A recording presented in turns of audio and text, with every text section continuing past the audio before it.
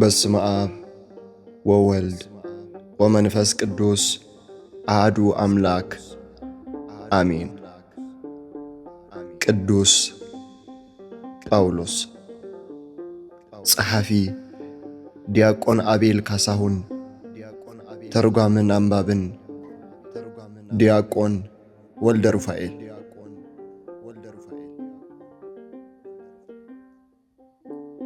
ናይ ጻድቕ ሰብ ጸሎት። ናይ ጥንቲ ቤተ ክርስቲያን ልዕሊ ማንም ደቂ ኣብነን ሕድሕዶም ብዝነበሮም ፍቕሪ እያ ትፍለጥ። ኣሕዛብ ፍቕሪ ክብሉኻስ ከም ናቶም ይንበር ኢሎም ክሳብ ዝቖንኡሎም ኣብነት ክኸውን ዝኽእል ሓቀኛ ፍቕሪ ኣምነን ሕድሕዶም ነበሮም። እዚ ጥራይ ዘይኮነ ኣብ ማእከሎም ሓደ ዝተሸገረ ሰብ ንኸይህሉ ኩሉ ንብረቶም ሸይጦም ኣብ እግሪ ሐዋርያት ብምምጻእ ኣብ ሓደ ቦታ እግዚኣብሔር እናመስገኑ ሓደ መኣዲ እናተመገቡ ብሕብረት ዝነብሩሉ ማሕበር ተኺሎም ነበሩ። ከምዚ ዝበለ ሕብረት ካብ ኤስያውያን ወፃኢ ብኣይሁድ እውን ዘይተለምደ ነገር ነበረ። እንተኾነ ግን ሽሕ እኳ እዞም ክርስቲያን ኣዝዩ ዘቕንእ ናይ ሕብረት ናብራ እንተነበሮም ሕልፍ ሕልፍ ኢሉ ግን ማሕበሮም ካብ ፈተና ይደሓነን። ብዘይካቶም ኣብ ሰማይ ዘለዉ ናይ በኩራት ማሕበር ኣብ ምድሪ ኮይኑ ዘይፍተን ማሕበር ስለዘየለ እቲ ማሕበር ማዕበል ፈተናታት ክሕዞ ጀመረ።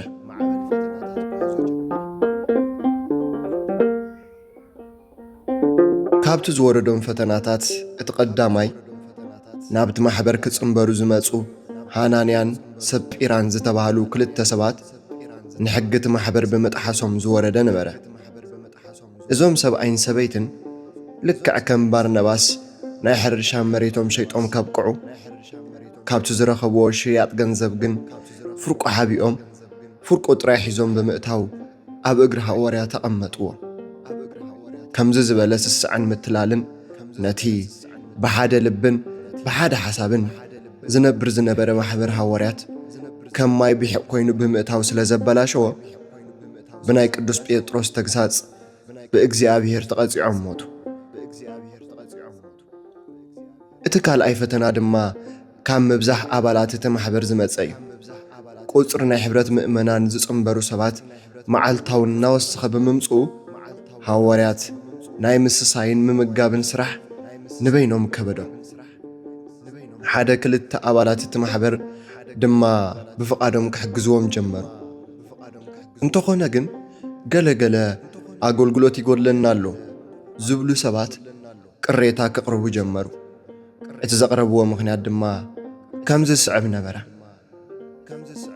እዛ ኣብ ኢየሩሳሌም ዝነበረት ሕብረት ምእመናን ሰለስተ ዓይነት ሰባት ይርከብዋ ነበሩ። እቶም ቀዳሞት ኣብኡ ኣብ ይሁዳ ተወሊዶም ዝዓበዩ ኣይሁዳውያን ክርስቲያን ክኾኑ ከለዉ፣ እቶም ካልኦት ድማ ካብ ናይ ኣይሁድ ቤተሰብ ተወሊዶም ካብ ኢየሩሳሌም ወፃኢ ኣብ ግሪኽ ተበቲኖም ዝዓበዩ ክርስቲያን እዮም። እቶም ሳልሶት ድማ ፈጺሞም ዘርኢ ኣይሁድ ዘይነበሮም ግሪኻውያን ኮይኖም ድሒሮም ግን ናብ ኣይሁዳውነት ብድሕሪኡ ድማ ናብ ክርስቲያን ዝመጹ ናይ ኣሕዛብ ሓረገ ትውልዲ ዝነበሮም ሰባት እዮም። እቶም ዝተወለዱሉን ዝዓበይሉን ቦታ ኣብ ኢየሩሳሌም ዝኾኑ ክርስቲያን ምስቶም ዝበሉ ብዝምድናን ብጉርብትናን ብደቂ ከባብን ነንሕድሕዶም ጽቡቕ ገይሮም ስለ ዝፋለጡ ኣብ ግዜ መኣዲ ቀዳምነት ይወሃሃቡ ነበሩ። ስለዚ ድማ እቶም ግሪኽ ዝቋንቆም ኣይሁዳውያን እተን ናታቶም መበላሉ ኣብቲ ዕላታዊ ምዕዳል መግቢ ሸለል ስለ ዝተባሃላ ኣብ ልዕሊ እቶም ዕብራውያን ኣጉረምረሙ።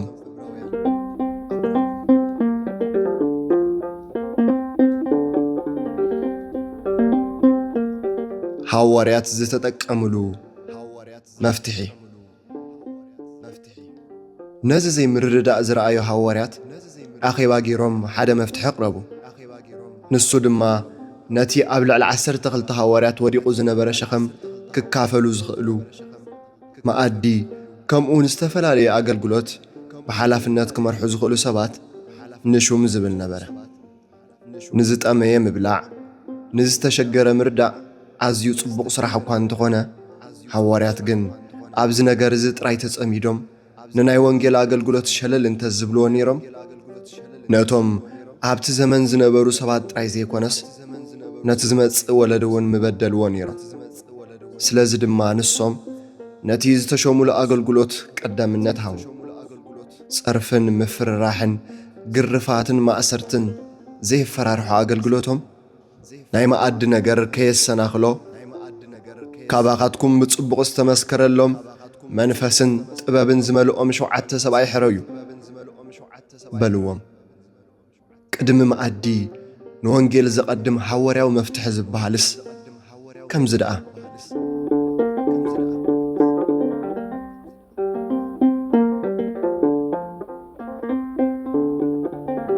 ሐዋርያት ኣብ ክንዲ ናይ ወንጌል ኣገልግሎት ኣብ መኣድን ከምኡ ዝኣመሰለ ነገራትን ተዝጽመዱ ነይሮም። ኣመለኻኽቶኦምን ዋጋ ዝህብዎ ጉዳይን ምተቐየረ ነይሩ።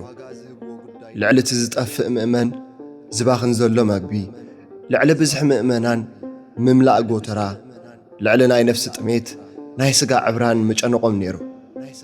ናይ እግዚኣብሔር ቤተ ክርስቲያን ክሕልው ዝተሾሙ ሐዋርያት ልዕሊ ማንም ቀዳምነት ክህብዎ ዘለዎም ንቓል እግዚኣብሔርን ንጸሎትን እዩ።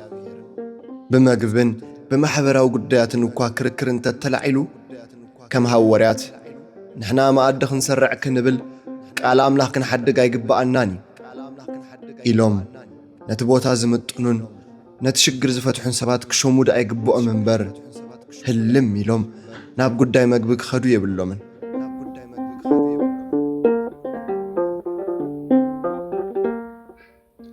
ሐዋርያት ከምዚ ዝበለ ውሳነ ብምውሳኖም ቤተ ክርስቲያን እንታይ ከም ዝኸሰበት ቅዱስ ሉቃስ ክገልጸልና እንከሎ ቃል ኣምላኽ ድማ ተዘርግሐ።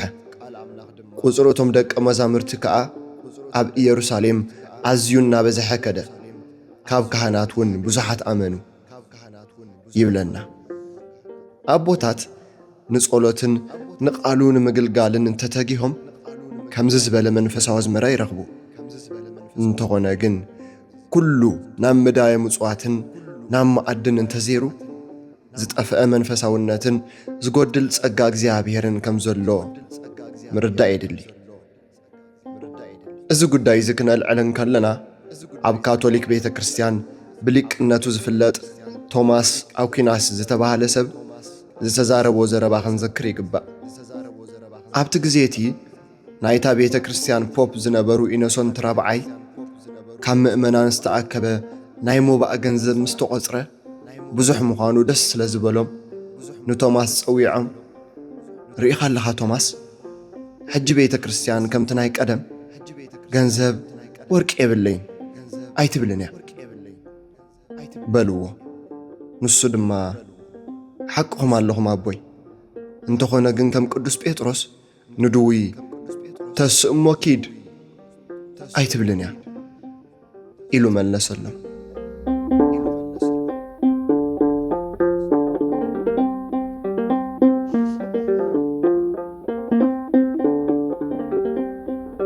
ናይ መጀመርታ ዲያቆናት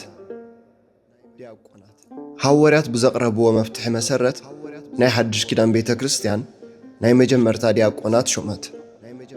እዞም ዲያቆናት ናይ ቤተ ክርስቲያን ሃብቲ ክሕልውን ብግቡእ ከመሓድሩን ከምኡውን እሙናት መገብቲ ክኾኑ ሓላፍነት ሃበቶም።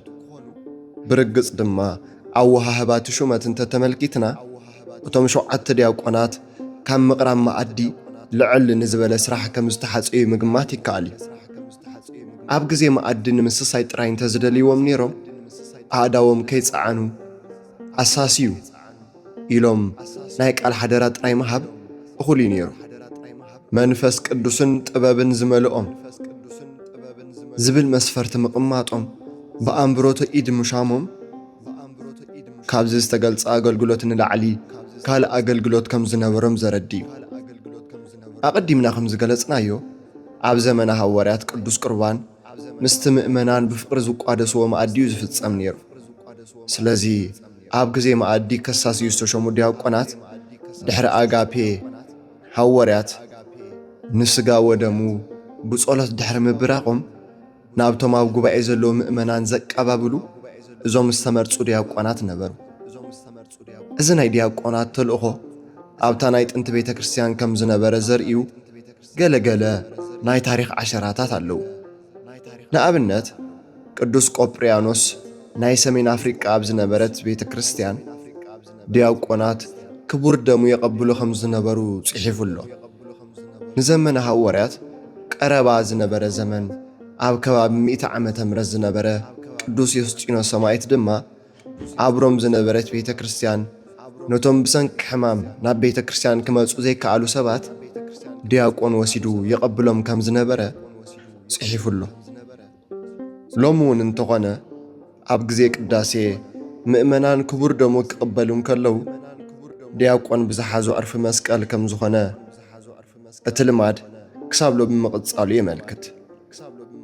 ስለዚ እቶም ናይ መጀመርታ 7 ዲያቆናት ብኣእምሮተ እድ ዝተሸሙሉ ምኽንያት ካብ ምስሳይ መኣዲ ወፃኢ ነቲ ክህነት ዝሓትት ናይ ቅዱስ ቁርባን ምስጢር ተልእኾ ስለ ዝነበሮም እዩ። ብተወሳኺ እውን እቶም ዲያቆናት ከም ሐዋርያት ኢድ ጽዒኖም መንፈስ ቅዱስ እኳ እንተዘይሕደሩ ምሂሮም ብምእማን ንዝኣመኑ ብማይ እናጥመቑ መንፈስ ቅዱስ ንክቕበሉ ድልዋት ምግባር ክህነታዊ ስራሕ እናሰርሑ ንሐዋርያት ይሕግዙ ከም ዝነበሩ መጽሓፍ ቅዱስ ይገልጽ እዩ።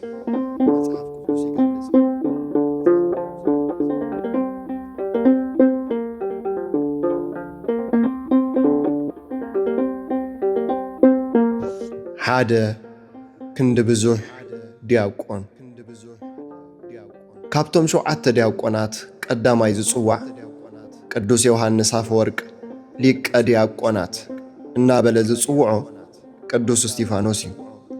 ናይ ቆጵሮስ ሊቀ ጳጳስ ኤጲፋኖስ ቅዱስ እስጢፋኖስ ካብቶም 72 ኣርድእት ከም ዝነበረ ክገልጽ እንከሎ ባሮኒየስ ዝተባህለ ተመራመሪ ድማ ናይ ቅዱስ እስጢፋኖስ ታሪኽ ዝጸሓፈ ሉክያን ብምጥቃስ ቅዱስ እስጢፋኖስ ካብ ደቀ መዛሙርቲ ገማልያ ሓደ ከም ዝነበረን ምስ ቅዱስ ጳውሎስ ወይ ድማ ናይ ቀደም ሳውል ኣብ ሓደ ወንበር ኣብ ሓደ ዘመን ከም ዝተማህርዎ ይገልጽ።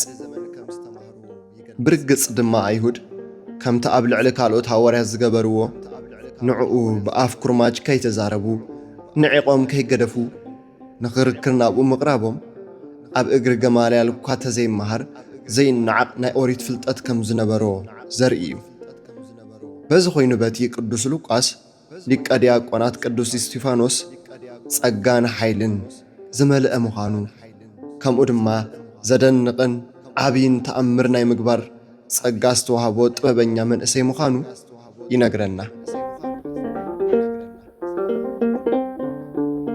ኣብ ኢየሩሳሌም ኣብ ጎኒ እቲ መዓልታውን ዓመታውን መስዋዕቱ ዝቐርበሉ ቤት መቕደስ ጸሎት ዝግበረሎም ከምኡውን ናይ ሕግን ነቢያትን መጻሕፍቲ ዝንበበሎምን ዝትርጎመሎምን ብኣማኢት ዝቝጸሩ ምኵራባት ነበሩ። እዞም ምኵራባት ነቶም ካብ ዝተፈላለየ ክፋላት ዓለም ናብዛ ቅድስቲ ከተማ ዝመጹ ኣይሁድ ዝተሃንጹ ክኾኑ ከለዉ ኩሎም በብዝዓበይሉ ቋንቋ ኣምልኾኦም ዝፍጽሙሉ ናይ ጸሎት ስፍራታት እዮም ነይሮም። ነፍሲ ወከፍ ምኵራብ ምስቲ ዝመጸሉ ሃገር ዝመሳሰል ስም ይወሃቦ ነበረ። ኣብ ማእከል ህዝቢ ዘደንቕን ዓብይን ምልክት ዝገብር ዝነበረ ቅዱስ እስጢፋኖስ ተኸራኸርዎ ካብ ናይ ናጽነት ሃገር ቀሬና፣ እስክንድርያ፣ ኪልቅያን ኤስያን ምኵራባት ዝተኣከቡ ሰባት ነበሩ።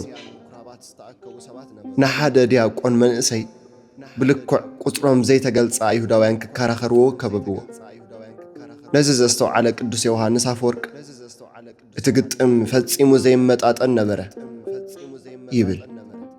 ሓቂ ንምዝራብ ኣብ መጻጽኦም ካብቲ ዘልዕልዎ ተሪር ሙጉት ንላዕሊ ብብዝሒ ቁጽሮም ተጽዕኖ ኣሕዲሮም ክስዕርዎ ዝሓሰቡ እዮም ዝመስሉ።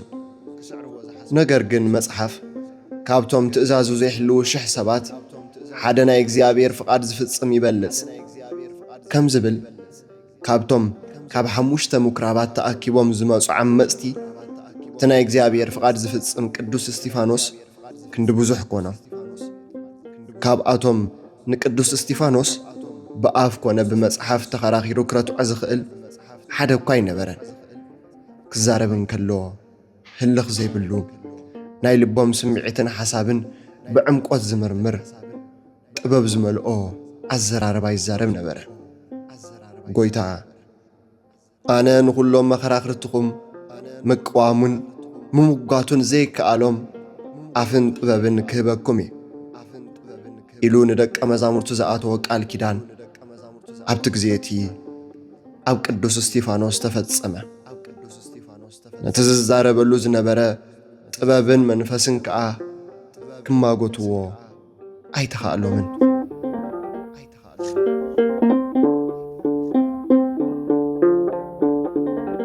ካብ ኣፍ ቅዱስ እስጢፋኖስ ዝወፅእ ዝነበረ ቃል ሽሕ እኳ ንዕኦም ዘይሰማማዕ ኮይኑ እንተዘይፈተውዎ ክሓድዎ ዘይክእሉ ሓቂ ግና መንፈስ መሊእዎ ከም ዝነበረ እዩ።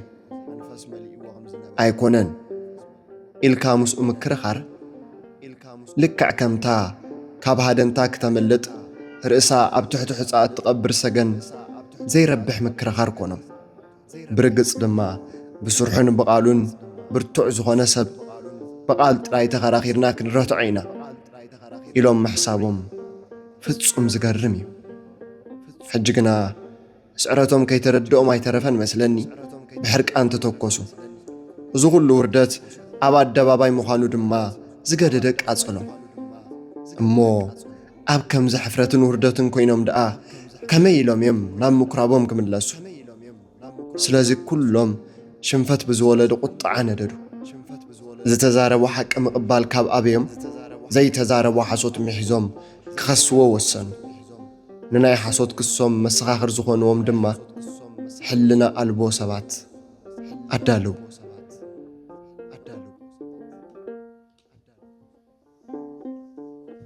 እዞም መሰኻኽር ድማ ኣብ ልዕሊ ሙሴን ኣብ ልዕሊ እግዚኣብሔርን ክትጻረፍ ከሎ ሰሚዕናዮ ኢሎም ነቶም ህዝብን ነቶም ሽማግለታትን ንጸሓፍትን ዝሐርቕ ወረ ክነዝሑ ጀመሩ።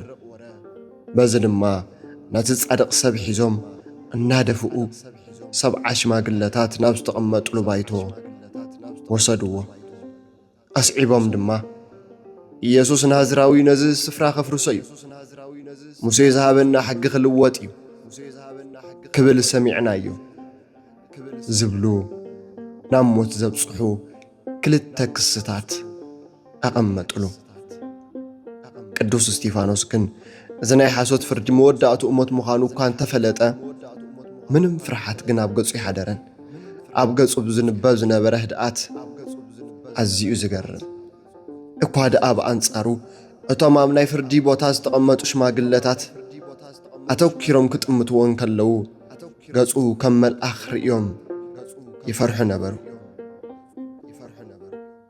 ኣብቲ ባይቶ ተሸይሞም ዝነበሩ ኣይሁድ ቅድሚ ሕጂ ከምዚ ዝበለ ብርሃን ኣብ ገጽ መን ተሳኢሉ ከም ዝነበረ ብታሪኽ ኣጸቢቖም ይፈልጡ እዮም።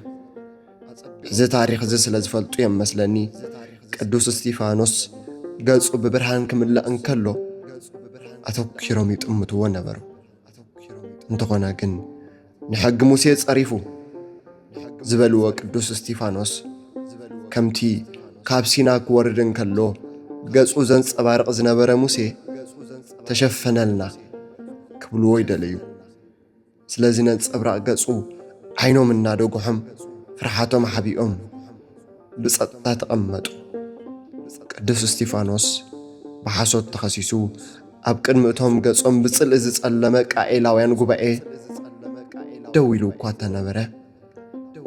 ንሱ ግን ገባሪ ጽቡቕ ስለ ዝኾነ ገጹ ከም መልኣኽ የንጸባርቕ ነበረ።